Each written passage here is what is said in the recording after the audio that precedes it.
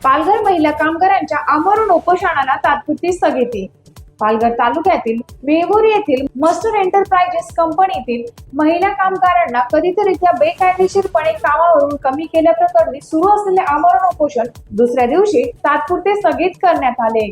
कामगार विभागाने सखोल चौकशी करून दोषींवर कायदेशीर कारवाई करण्याचे लेखी आश्वासन दिल्यानंतरही आंदोलनकर्त्यांनी हा निर्णय घेतला। मात्र न्याय मिळेपर्यंत आपला लढा सुरूच राहील असा निर्धार महिला कामगारांनी व्यक्त केला आहे।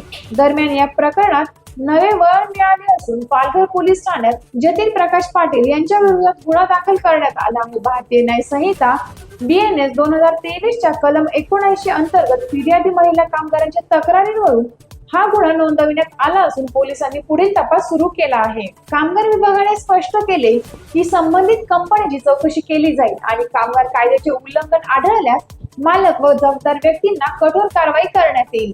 या घडामोडीमुळे पालघर जिल्ह्यातील औद्योगिक वातावरणात मोठी खळबळ उडाली असून कामगारांच्या हक्कांचा प्रश्न पुन्हा एकदा ऐरणीवर आला आहे। महिला कामगारांना न्याय मिळतो का आणि पोलीस व कामगार विभागाच्या चौकशीतून नेमकं काय वस्तुस्थिती समोर येते याकडे आता सर्वांचे लक्ष लागले आहे। हे प्रकरण महिला कामगारांच्या सुरक्षिततेच्या आणि त्यांच्या न्याय हक्कांच्या दृष्टीने अत्यंत महत्त्वाचे ठरणार आहे। टाइम्स ऑफ महाराष्ट्रसाठी पालघर जिल्हा प्रतिनिधी निलेश गावंडे यांचा रिपोर्ट। मॅडम, काय सांगाल, आज उपोषण आमरण उपोषण आता स्थगित केलेलं आहे, त्या संदर्भात महाराष्ट्र नवनिर्माण सेनेची आता पुढील भूमिका महिला आघाडी महिला म्हणून तुमची काय असेल? आजचे उपोषण आपण म्हणजे स्थगित केले, त्याच्यामध्ये त्यांना पूर्णपणे न्याय मिळाला असं मी म्हणणार नाही, तात्पुरत्या स्वरूपात मिळालेला आहे। पण ह्यापुढे त्या सुपरवायझरवरती कडक कारवाई कशी होईल आणि त्या कंपनीमध्ये ह्यांना लवकरात लवकर कसा प्रवेश मिळेल, त्यांचे जे राहिलेले दिवस आहेत किंवा जे त्यांना बाहेर ठेवलेले दिवस आहेत ते कसे भरून मिळतील, ह्याकडे महाराष्ट्र नवनिर्माण सेना सातत्याने त्याचा पाहे करून पाठपुरावा करत राहील।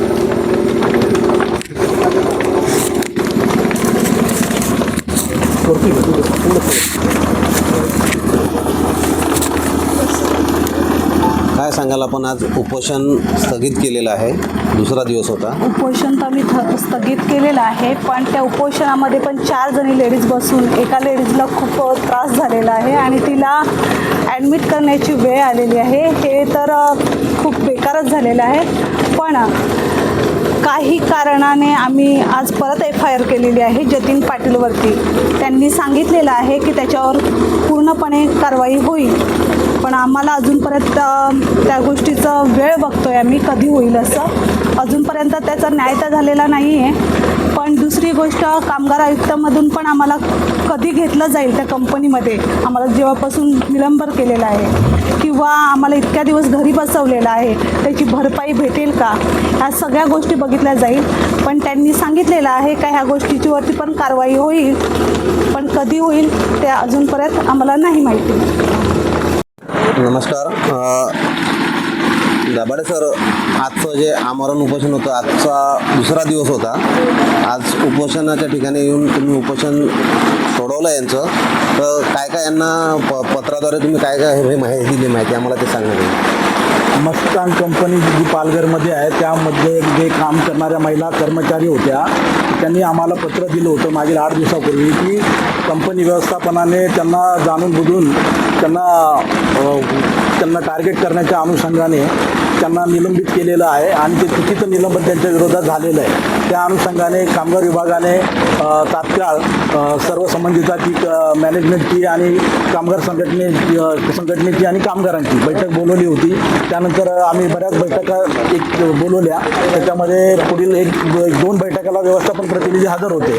नंतर त्या कालावधीत व्यवस्थापन प्रतिनिधी हजर राहिले नाही आणि व्यवस्थापनाने कुठलाही प्रतिसाद दिला नाही। आम्ही वारंवार त्यांना पत्रद्वारे आम्ही जवळजवळ व्यवस्थापनाला 3 ते 4 पत्र दिलेली आहेत की महिला कर्मचारी आहेत, महिला कामगार आहेत, त्यांनी ज्या पद्धतीने बैठकांमध्ये आम्हाला सांगितलं होतं की साहेब त्याच्या अनुषंगाने जर आम्हाला निलंबित केलं तर आमचा आर्थिक आम्हाला भुर्दंड सोसावं लागेल, त्याची आमची कुठली चूक नसताना व्यवस्थापन आम्हाला कुठंतरी आम्ही तक्रार केली म्हणून आम्हाला त्रास देण्याच्या अनुषंगाने हे निलंबन केलेलं आहे. आम्ही पण व्यवस्थापनाला ते सांगितलं होतं की तुम्ही त्यांना पहिले हजर करून घ्या आणि नंतर तुमची काय चौकशी असेल त्या पद्धतीने तुम्ही करा. पण व्यवस्थापनाने पुढच्या बैठकाला हजर राहिले नाही, आडमुठेपणाची भूमिका घेतली आणि त्याच्यामुळे आम्ही तरी माझ्याकडे मी कंटिन्यू बैठका घेतलेल्या आहेत. काल पण बैठक झाली, आज पण बैठक झालेली आहे आणि व्यवस्थापनाला पण वारंवार मी पत्राद्वारे कळवलेलं आहे की तुम्ही तात्काळ सदर महिला कर्मचाऱ्यांना कामावर हजर करून घ्या आणि त्यानंतर तुम्हाला कायद्यानुसार जे काय करायचं असेल कारवाई तुम्ही करू शकता. परंतु व्यवस्थापनाने प्रतिसाद दिलेला नाही, त्याच्यामुळे ह्या लोकांना उपोषण करण्याची यांच्यावर वेळ आली. आम्ही यांना पहिल्या दिवशी पण सांगितलं होतं की उपोषणाच्या मार्गाचा तुम्ही अवलंब करू नका आणि तुम्ही जे काही कामगार विभागातर्फे कारवाई करण्यात येते त्याच्यावर तुम्ही पूर्ण विश्वास ठेवा आणि कामगार विभाग कंटिन्यू सातत्यपूर्ण कामगिरी सातत्यपूर्ण या अनुषंगाने या प्रकरणाला हाताळत होता. परंतु तरी ते काल उपोषणाला बसले, तरी कालही माझ्याकडे बैठक झाली त्यावेळेसही मी व्यवस्थापन प्रतिनिधी गैरहजर राहिले तरी त्यांना सूचना आम्ही त्यांचे जे काही बैठकीला येणारे लोक होते त्यांना सांगितलं की तुम्ही बैठकीला हजर राहिलं पाहिजेत, कामगारांच्या ज्या काही समस्या आहेत संघटनेचं काय जे म्हणणं आहे ते तुम्ही ऐकून घेतलं पाहिजे. तरी ते उपस्थित राहिले. आज पण पुन्हा बैठक झाली. आज पण आम्ही त्यांना पत्र दिलेलं आहे की तात्काळ तुम्ही कामगारांना हजर करून घ्या आणि त्या अनुषंगिक तुमचं काय म्हणणं ते आम्हाला कळवा. आज पण आम्ही पत्र दिलेलं आहे. त्या अनुषंगिक आम्ही पण इथं उपोषणाच्या स्थळी भेट दिली आणि संघटनेचे राणेसाहेब असतील, पोलीस विभागाचे थोरासाहेब असतील, हे सगळे लोक आले. कामगारांना पुन्हा आश्वस्त आम्ही केलेलं आहे. पोलीस विभागाने कारवाई केलेली आहे. आमच्या पण लोकांनी आज जाऊन तिथं सखोल निरीक्षण केलेलं आहे. निरीक्षणात ज्या काही त्रुटी आढळतील त्यानुसार आमचे लोक आम्ही पण कामगार त्यांच्यावर कारवाई करणार आहोत. आतापर्यंत आपण मस्तांग कंपनीला जेवढे काही पत्रव्यवहार केले आहेत त्या अनुषंगाने ते प्रत्येक वेळेला गैरहजर राहिलेले आहेत. तर आज सुद्धा ते गैरहजर होतं, त्यांच्यावरती आता तुम्ही कायदेशीर काय कारवाई करतील? आज आम्ही त्यांचे निरीक्षण केलेले आहेत आमच्या इन्स्पेक्टरने जाऊन आणि त्यानुसार त्या त्रुटी आढळतील त्याच्यानुसार आम्ही त्यांच्याविरुद्ध कामगार कायद्यानुसार कारवाई करणार आहोत. आज जे निरीक्षण करण्यासाठी तुम्ही तुमचे कर्मचारी वर्ग तिथे पाठवलेला तो अगोदर का नाही पाठवला? अगोदर पण पाठवलेले आहेत. अगोदर पण त्यांच्यावर आम्ही खटले दाखल केलेले आहेत. त्या व्यवस्थापनाची मागील 2 वर्षापासूनची भूमिका ही अलिमंत स्वरूपाची राहिलेली आहे. कुठल्याही शासकीय कार्यालयाला ते कुठलंही सहकार्य करत नाहीत आणि त्या पद्धतीनं त्यांच्यावर त्या ज्या बाई आहेत त्यांनी मागं एका कर्मचाऱ्यावर सुद्धा अपघात करून कारखान्यामध्ये त्यांना जखमी केलं होतं. त्यावेळेस पोलीस विभागाने त्यांच्यावर FIR दाखल केलेला आहे. त्यावेळेस कामगार विभागाने बी त्यांच्यावर गुन्हे खटले दाखल केलेले आहेत. राणे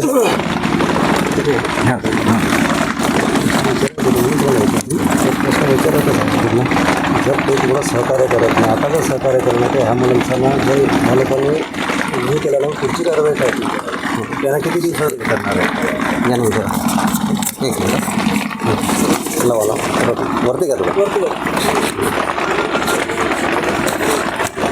बोला बोला ना. साहेब तुम्ही बोलतायत की ते लोक म्हणजे तुम्ही वारंवार त्यांना पत्रव्यवहार केले पण ते सहकार्य करत नाही. तर आता पण जर सहकार्य केलं नाही तर ह्या लोकांना मग कसं करायचं? नाही, पुन्हा आम्ही आम्ही किती दिवसामध्ये कामावर रुजू करणार? नाही, पुन्हा बैठक मी त्यांना कॉल करणार आहे, पुन्हा त्यांना बोलवणार आहे आणि जर नाही त्यांनी याच्यामध्ये ऐकलं तर आम्ही वरिष्ठांकडे पुन्हा वरिष्ठ स्तरावर बैठका लावतो. आता जर ते किती जवळ 15 दिवस झाले ते आता घरी आहे, मग त्यांचा आता जे दिवस म्हणजे त्यांना जो येणारा मानधन म्हणजे जो पेमेंट आहे तर त्याच्याबद्दल तुमचं काय म्हणणं? तेच आम्ही त्यांना सांगितलेलं आहे ना, त्यांची भूमिका की आम्ही त्यांना अर्धा पगार देणार आहोत. पण आम्ही सांगितलं की त्यांचं जे म्हणणं आहे की चुकीच्या पद्धतीनं निलंबित केलेलं आहे, पहिले तो प्रश्न सोडून पहिले त्यांना हजर करून घ्या आणि नंतर तुमचं काय म्हणणं असेल ते आमच्यासमोर येऊन सांगा. तुम्ही किती दिवसापर्यंत त्यांना हजर करतील कामावर? नाही, आमची कंटिन्यू प्रक्रिया चालू आहे. आम्ही आजही बैठक घेतलेली आहे, उद्या पण पुन्हा मी हे करतोय, उद्या पण किंवा परवा बैठक लावतोय. तर तुम्ही जर सर कडक ॲक्शन घेतली असती तर त्यांना आज आमरण उपोषण करण्याची वेळ आली नसती. नाही, कडक काय कामगार कायद्याच्या अनुषंगाने 100% पूर्ण आज action जर घेतलेली आहे. काही घडलं असतं तर आज दोघेजणी त्यांची प्रकृती खूप खराब आहे, आम्ही स्वतः हॉस्पिटलला जाऊन भेट दिलेली आहे. बरोबर. तर जर काही झालं असतं मग त्याचा जिम्मेदार नाही, आम्ही पहिल्यापासून तुम्हाला तेच सांगितलं अगोदर बोलताना माहिती पहिल्यापासून सांगितलेलं की तुम्ही तो उपोषणाचा मार्गाचा अवलंब करू नका आणि आम्ही कंटिन्यू पहिलं माझ्याकडे जेव्हा तक्रार आली 9 तारखेला का काहीतरी त्यांना निलंबनाचं पत्र दिलेलं आहे, त्याच्यानंतर आम्ही पहिली बैठक 16 तारखेला लावली. कंटिन्यू तेव्हापासून आमच्या बैठका चालू आहेत. सुरुवातीला मॅनेजमेंट आलंही पण नंतर त्यांनी वेगळी भूमिका घेतली.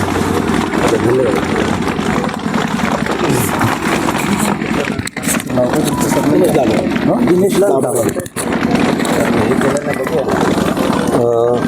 राणे साहेब काय सांगाल, उपोषण येऊन दाभाडे साहेबांनी ते आता सोडवलेलं आहे. तुम्हाला जे आश्वासित केलेलं आहे त्याच्यावरती तुम्ही उपोषण सोडवलं, तर महाराष्ट्र नवनिर्माण सेनेची पुढील भूमिका काय आहे? सर्वप्रथम तर महाराष्ट्र नवनिर्माण सेना ही उपोषणामध्ये बिलीव करत नाही. उपोषण करणं हा आमचा प्रांत नाही.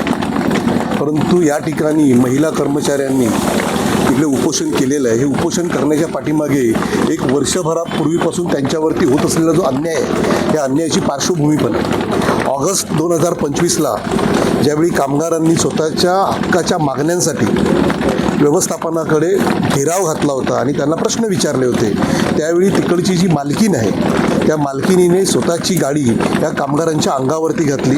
ती गाडी अंगावरती घातल्याच्या नंतर एका मुलीला बऱ्यापैकी इजा झाली आणि ती इजा झाल्यामुळे तिला जवळजवळ तिला हॉस्पिटलाइज करावं लागलं.